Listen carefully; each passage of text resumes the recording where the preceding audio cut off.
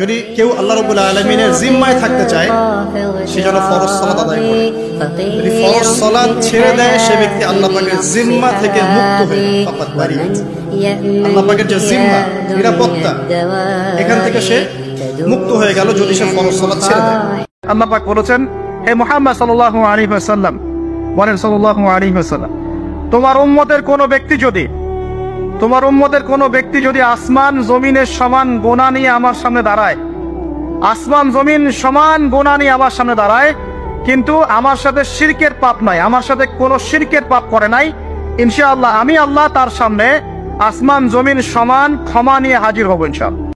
নবীজি বলছে, যে চায় তার রিজিক প্রশস্ত হোক এবং তার হায়াত বেড়ে যাক, ফালিয়াসিল রাহিমাহু, সে যেন তার আপন আত্মীয়ের সাথে উত্তম ব্যবহার করে। এটা তার রিজিক বাড়াবে।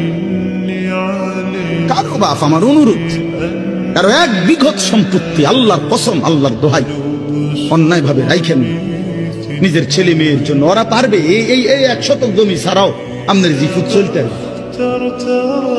এই 1 শতক জমি মিথ্যা করে নিয়া নিজের আখেরাত বরবাদ করলেন, ওদেরকে বরবাদ করলেন। তারাই হচ্ছে আল্লাহর জমিনের সবচেয়ে শ্রেষ্ঠ মানুষ, যারা ফজর আর এশার নামাজ জামাতে আদায় করে। এরা নিঃসন্দেহে মুনাফিক না, আলহামদুলিল্লাহ। কারণ আল্লাহর নবী বলেন সাল্লাল্লাহু আলাইহি ওয়াসাল্লাম, মুনাফিকদের উপরে সবচেয়ে ভারী নামাজ হচ্ছে 2টা। কয়টা? এক হচ্ছে ফজর, আরেকটা কি? এশা। তো 5 ওয়াক্ত নামাজ গুরুত্ব দিব, সবচেয়ে বেশি গুরুত্ব দিবেন কিসে? ফজর এবং এশা। কবরের শাস্তি হয় মূলত 2টা কারণে। যত বেশি কবরের শাস্তি হচ্ছে এখন সব কিন্তু বড় বড় পাপের কারণে হচ্ছে না। 2টা কারণ মেজর। একটা হচ্ছে পেশাবের অপবিত্রতা থেকে পবিত্র না হওয়া, পেশাবের ছিটা ফোটা থেকে পবিত্র না হওয়া। আরেকটা হচ্ছে চগলখড়ি করা। কি করা?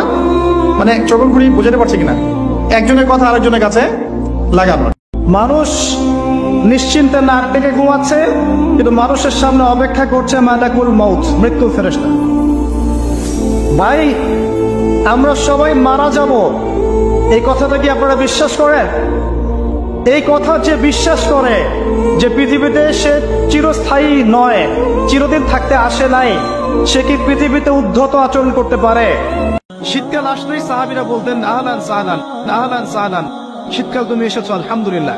এখন রাত্রেবেলা হে কোরআনওয়ালারা তোমরা উঠে যাও এবং কোরআন তেলাওয়াত করতে থাকো, এবং দিনের বেলা তোমরা সওম পালন করতে থাকো, আলহামদুলিল্লাহ। তো শীতের রাতটা কাজে লাগাতে পারি না আমরা? রাতের একটা অংশ ঘুমিয়ে যাবেন, শেষ অংশে উঠে তাহাজ্জুদ পড়বেন এবং কোরআন তেলাওয়াত করবেন এবং আল্লাহর কাছে হাত তুলে দোয়া করবেন। ইনশাআল্লাহ শেষ অংশে, রাতের শেষ অংশে আপনি যে দোয়াই করবেন, আপনার রিজিক যদি হালাল হয় ইনশাআল্লাহ কবুল হয়ে যাবে। যে ব্যক্তি নামাজ পড়ে না, আল্লাহর সাথে তার কোনো সম্পর্ক নেই, নো কানেকশন। আপনি যে কোনো কিছু চাচ্ছেন সেজদায় পড়ে আল্লাহর সামনে আত্মসমর্পণ করেই চাইতে হবে। ওয়াসজুদ ওয়াক্তারিব, আল্লাহ পাক কি বলেছেন? সেজদা করো, নিকটবর্তী হও। ব্যাখ্যা অনেক করা যায়। নামাজ না পড়লে কিন্তু মানুষ কুফরিতে লিপ্ত হয়।